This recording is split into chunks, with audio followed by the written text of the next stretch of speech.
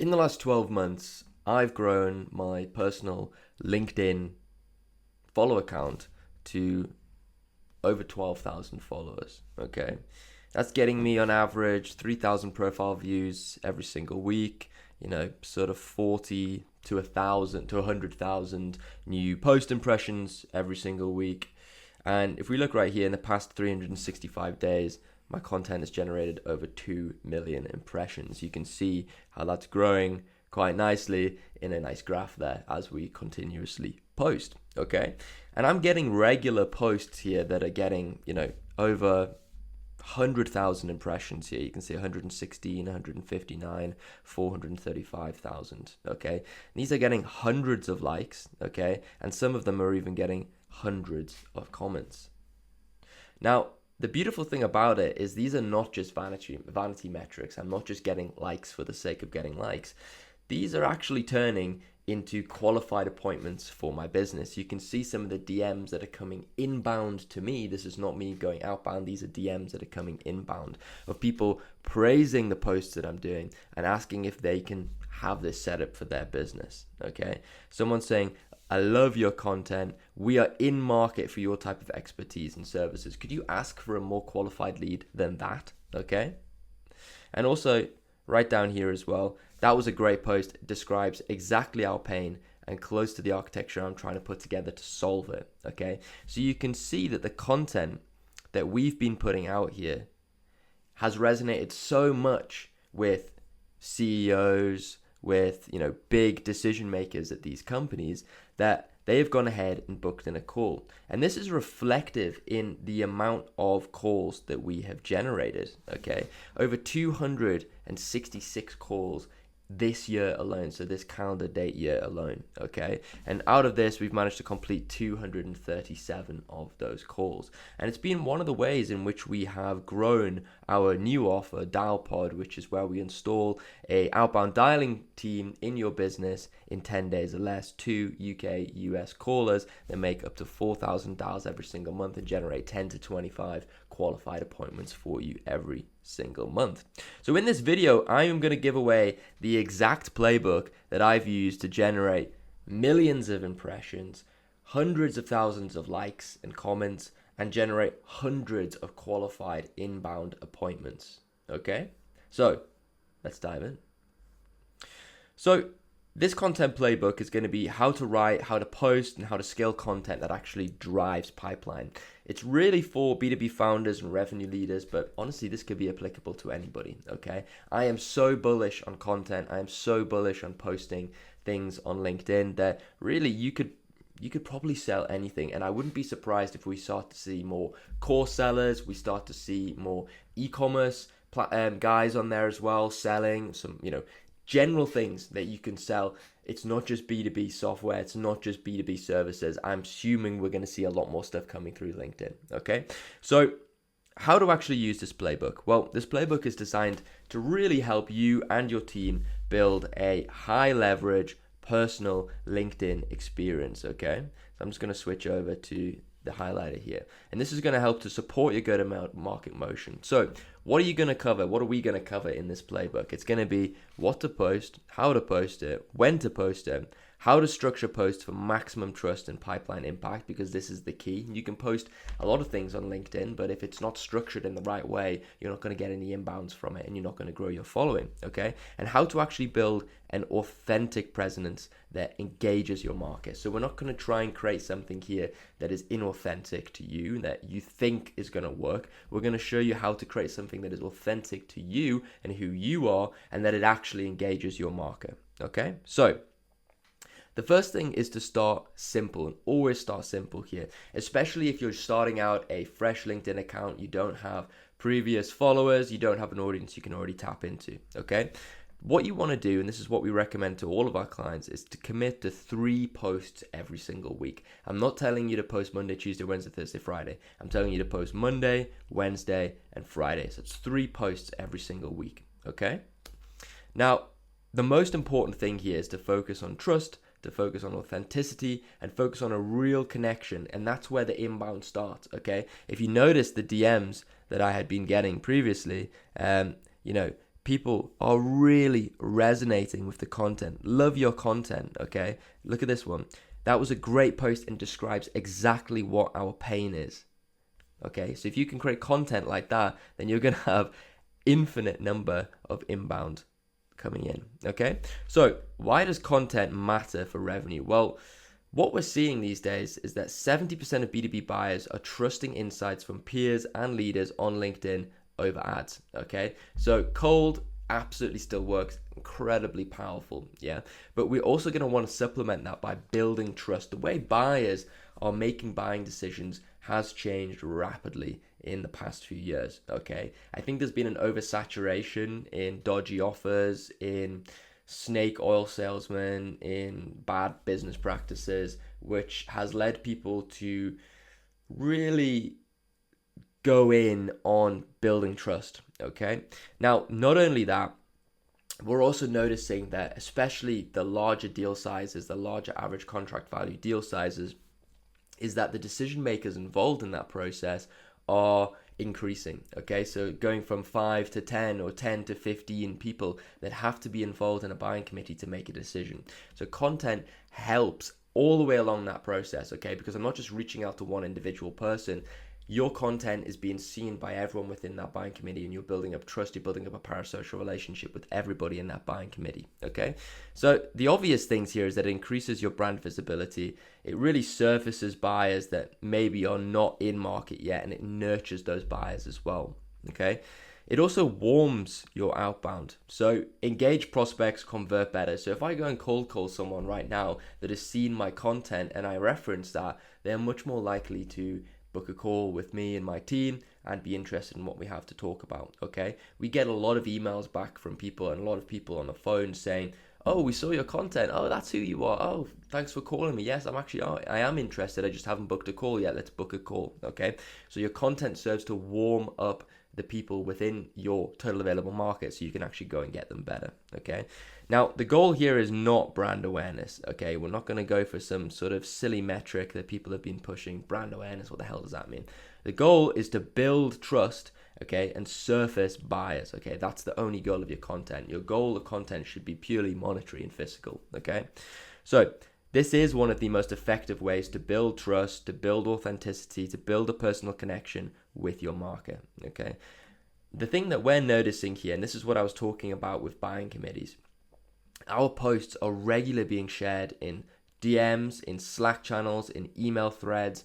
You know, I'm noticing, and I'm being told on sales calls as well that, you know, oh yeah, my colleague sent me this on Slack, or we've had a discussion about this, or this got brought up in our morning call, which is quite cool for me.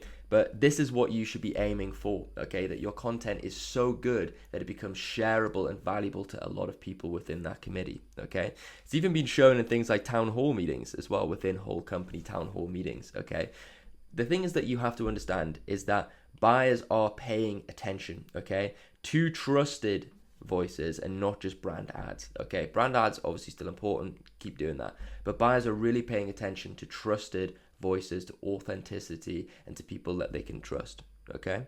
So what kind of content works? Well, I've broken it down into a few different functions, okay? So we've got founders and execs, we've got sales, revenue, go-to-market leaders, we've got branding, marketing, customer service, okay? So if we look at founders and execs, this is what we're seeing work really well. Things like founder-led insights, lessons learned. People love the insider knowledge around being a founder, being a CEO. It's you know, it's romantic, it can be quite sexy, it's cool, okay? So people are interested in seeing that. They also want to see things like contrarian takes on the market, okay? Controversy always sells. You see it with the best YouTubers. They're always talking about drama, they're always talking about controversy. And this is not me saying that you should start a drama channel on LinkedIn, okay? This is me saying, mention something controversial about what you do, or controversial take on how the best practices act within your industry, okay?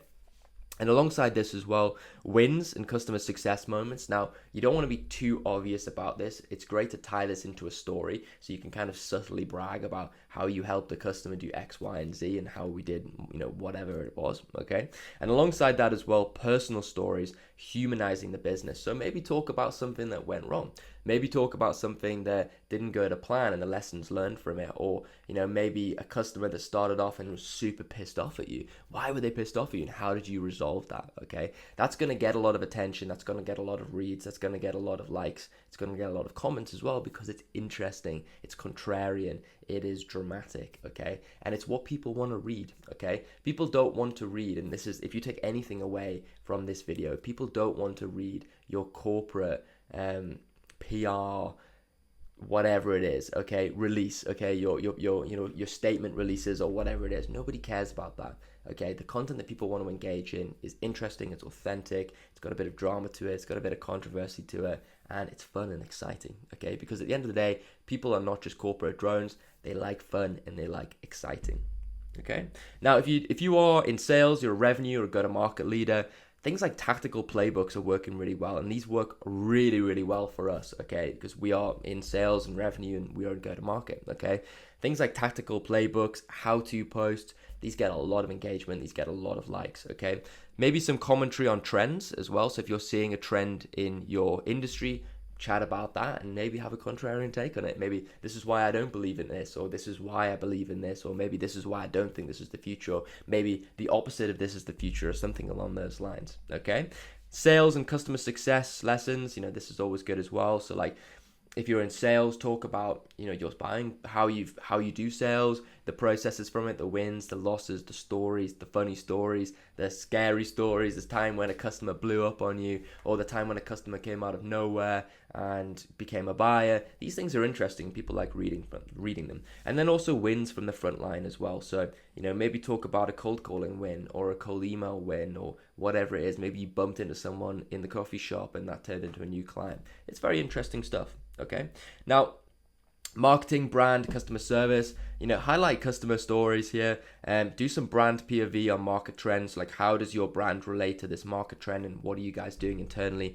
from a brand and marketing perspective, and lots of visual content, creative experiments, and then looking at things like culture and behind the scenes as well. And this is also good as well for hiring. There's not just a customer acquisition angle to content. You're also building up the sort of aura of your company, and that makes you more likely to attract A plus talent and get the best people in the market. Look at a company like Gong. Okay, Gong has probably the best AEs on the market, and they run a content machine, and they encourage their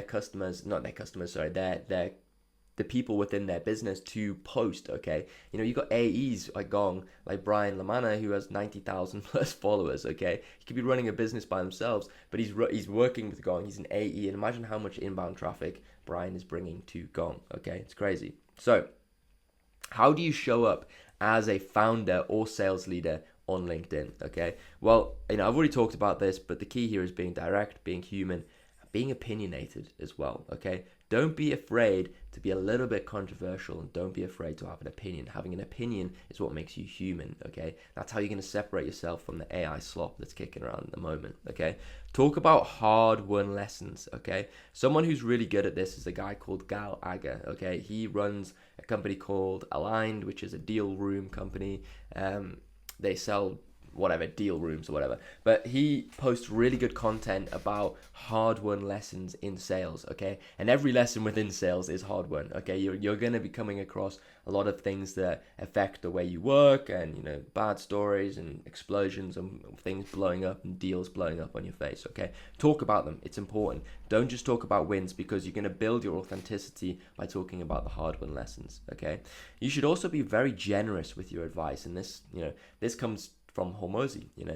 Basically give away everything that unless it's private IP. I'm not saying give away your code base or something like that, but give away your advice and be very, very generous. Do not gatekeep it. Okay, because the reality is, and this is a lesson from Hormozi, is that people will pay you for your implementation, not your knowledge. Okay, you could go away today, okay, and drop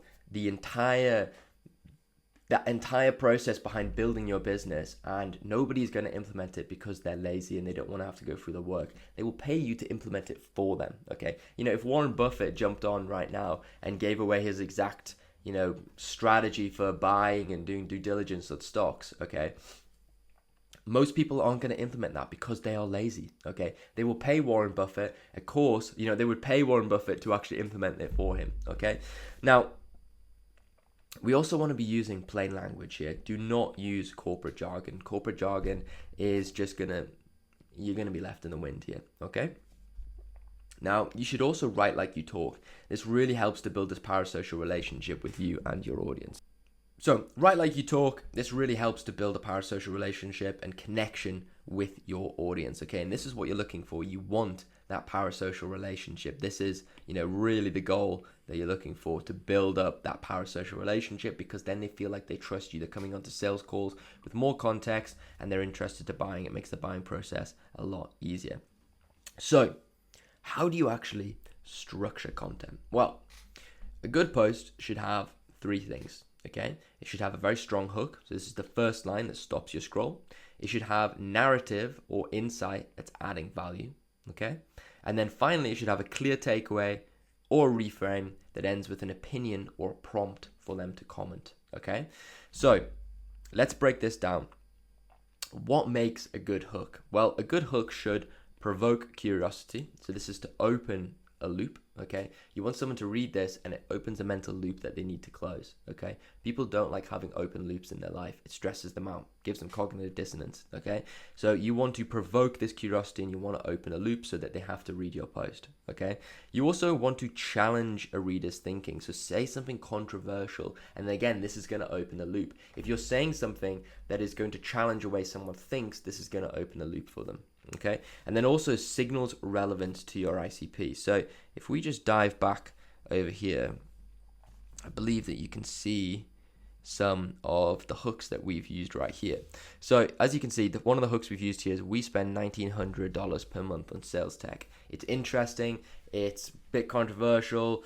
Why do we do that? What's the reason behind it? People are interested to know. Okay, here's another one, and this is a controversial one. Modern outbound is warm lead. Okay, most people assume that outbound is cold because it's cold outbound. Okay, we're challenging that by saying modern outbound is warm lead. Okay, so this creates an open loop, and then we're going to sort of finalize here, and here's what that looks like. So we're going to say in this post, I'm going to explain exactly what that looks like. All right, here's another one. Instantly just change the game for vibe outbounding. Okay, so everyone's heard of vibe coding, vibe marketing, whatever it is. I've created a new thing, vibe outbounding. Okay, so they've just changed the game for vibe outbounding, and how do they do it? Okay, so let's dive back into the playbook. Continue here. So why does it matter? Well, it matters massively because the first line will determine if your post gets read, okay? And you will know straight away if you have a good hook or you don't have a good hook. And not every post I put out there has a good hook, and that's reflective in some posts getting hundreds, if not thousands of likes, some posts getting 10 likes, okay? It's just the nature of the game. You can't always have a good hook, and if you did, then you'd be the best copywriter in the world, okay? But you should really focus on getting good at writing hooks, because without a strong hook, even the best content will get skipped. If you again, like I said, you could give away the business plan, your entire business plan, okay, in a LinkedIn post. But if you don't have a strong hook, nobody's reading it, nobody cares, okay? Now, something that we found is that posts should really be written from an I perspective, okay?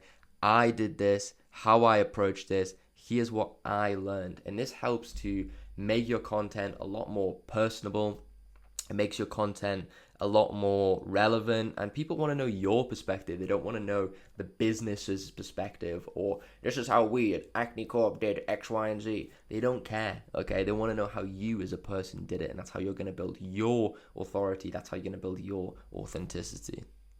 So some format examples that we've been using that are really useful is story and a lesson. Okay, so as I mentioned here, talk about the losses. They're really cool as content as well, and people are interested in them. I lost a deal last week. Here's why, and here's what I'll do differently. Because, and again, it's showing that you're learning, and it's a good way for you to brag about your process and say, okay, this is how it works. This is what we do. So again, someone's building up their trust in you. Here's another one, contrarian POV. So everyone says X, I think that's wrong. Here's why. Again, creating that controversy. You're going to have people commenting, getting angry at you. This is great because it's going to turn your post into a snowball that is going to, continue growing and growing and growing and create controversy, which grows grows the post. Okay. And then another one is a tactical playbook. We do a lot of these. Here's how I book 20 meetings this month with this flow. Okay. And then give away a flow that maybe people haven't heard of before or don't know anything about. Okay. So something that we found in the past 12 months has been absolutely huge for our LinkedIn development is graphics. Okay.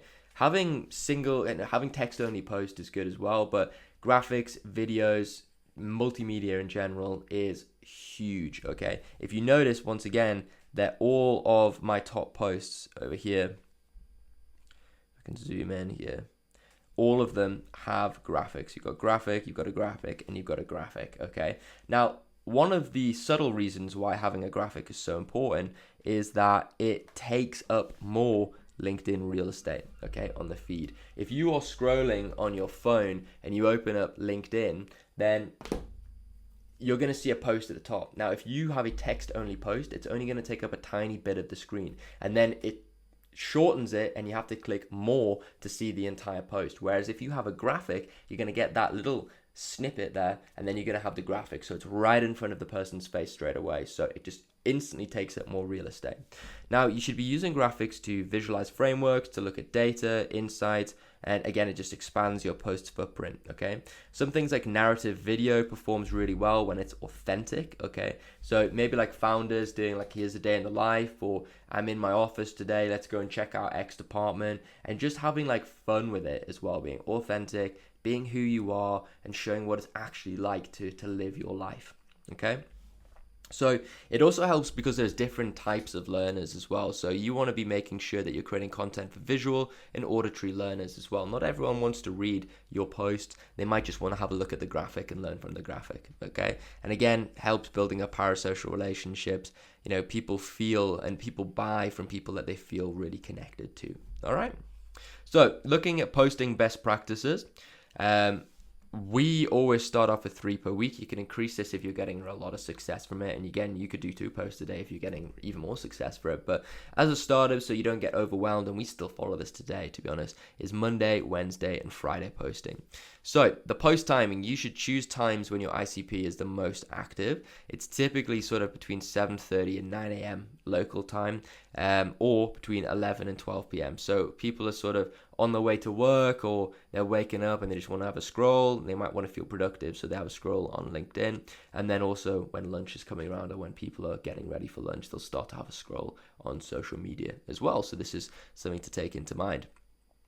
Again, posting from personal profiles, I don't think I could have made that more clear.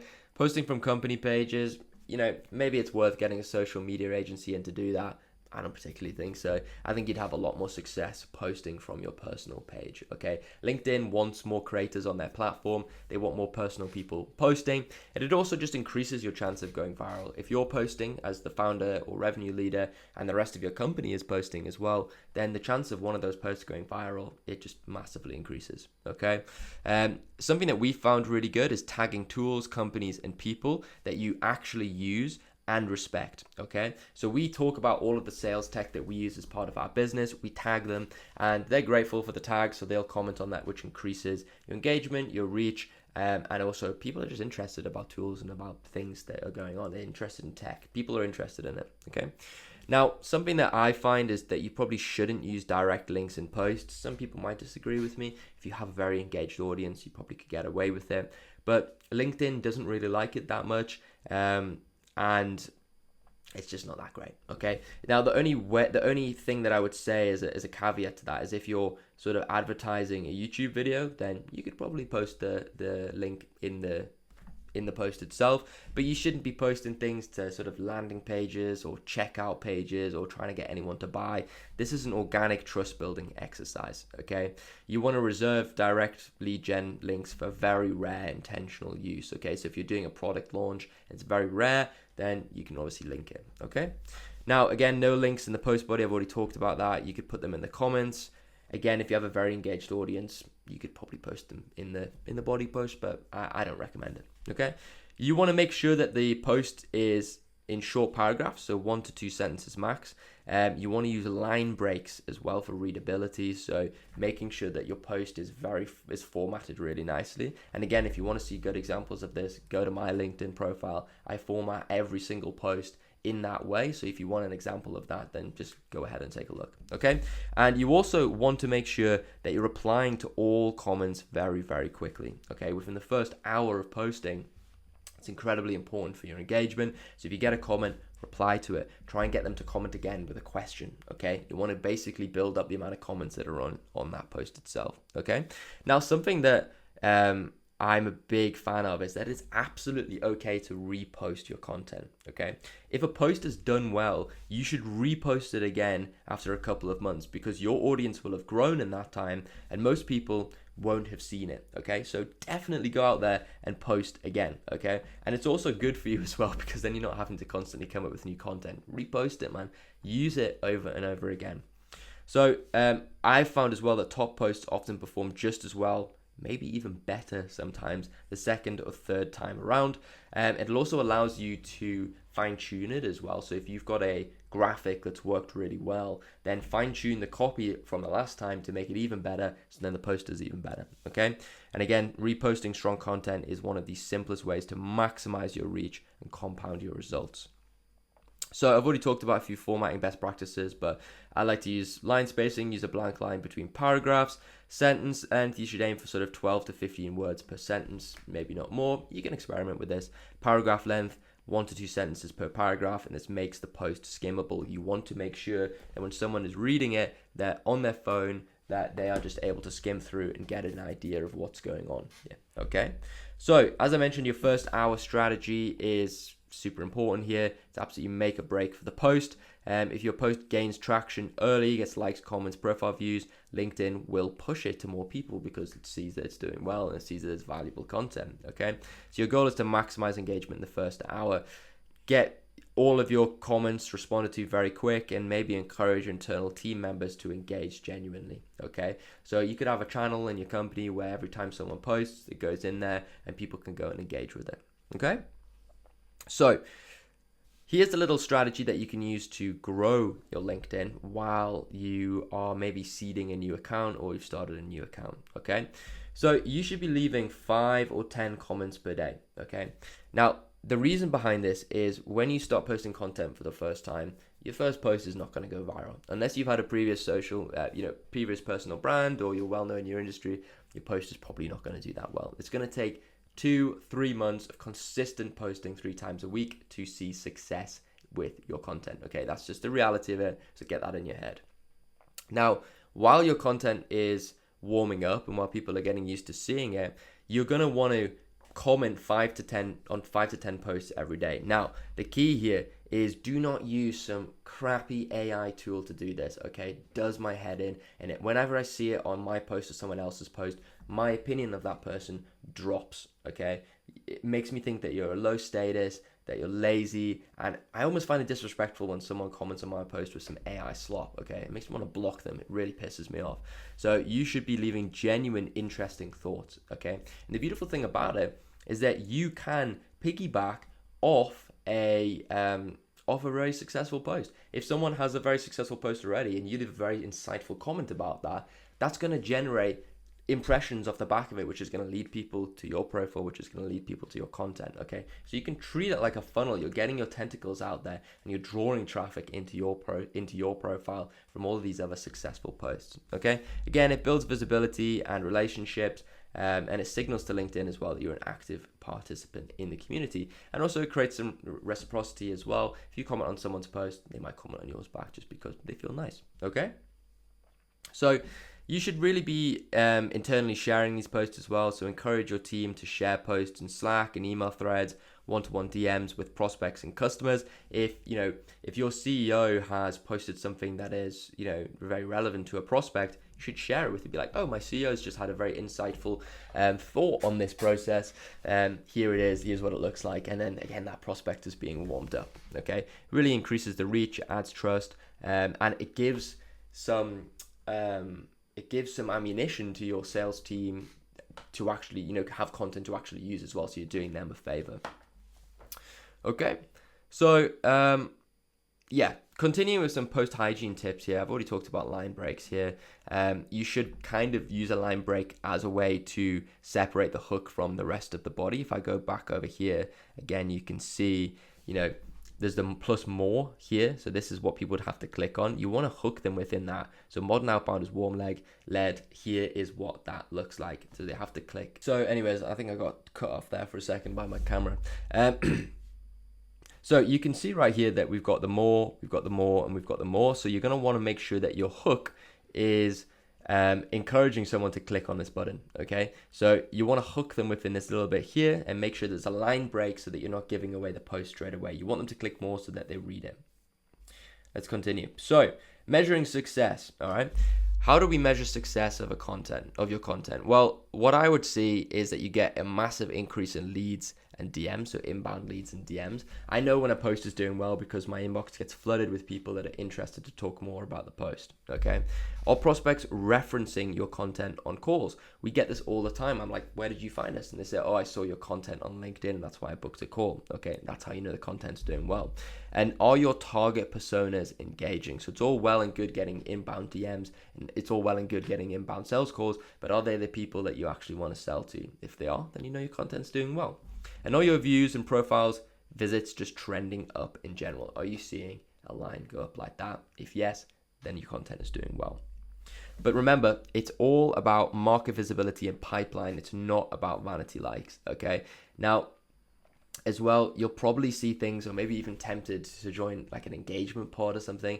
Honestly, it's the lamest thing I've ever heard in my entire life. What is the point in joining an engagement pod where you and 200 other people are just circle jerking and liking each other's posts? It's stupid. You shouldn't do it. And that's all about vanity likes. Okay, you don't want to do that. You want to build an authentic personal brand that actually gets stuff. Okay, so I've got a whole bunch of content prompts to get started here. So if you're a founder or CEO, talk about the hardest part of growing your company. If you were starting again, I'd avoid these 3 mistakes. Here's why I believe, and then a controversial market take, and then how did I solve X for a customer. Okay, so these are some good content that you could leverage for sales and revenue.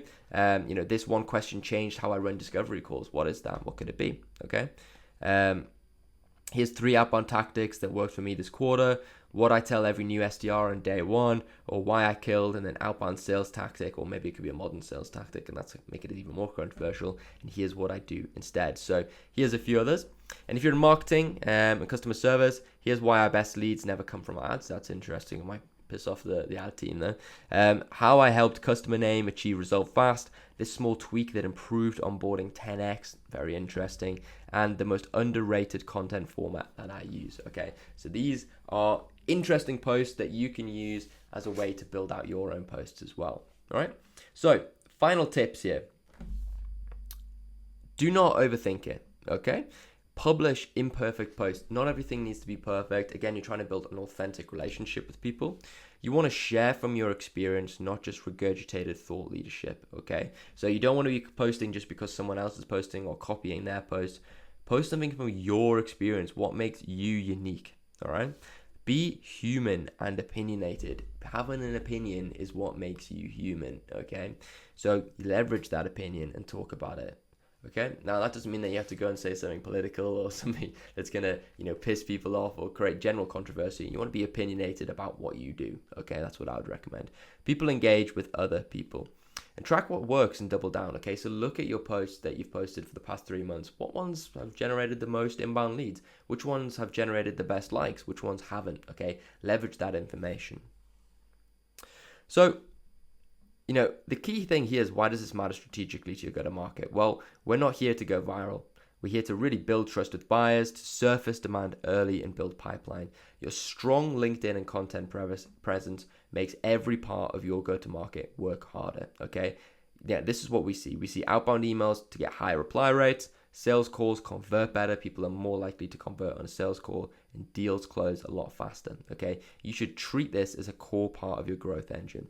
Now, as I mentioned, this is the system, okay? It's been absolutely huge for trust building for us, and it is the same playbook that we've been using to scale our dialing offer, okay? Where we help B2B products and SaaS teams generate 10 to 20 qualified meetings a month without hiring SDRs. If you are curious about this, then the first link is in the bio. Otherwise, I hope this has been really, really useful for you, and I will see you in the next one.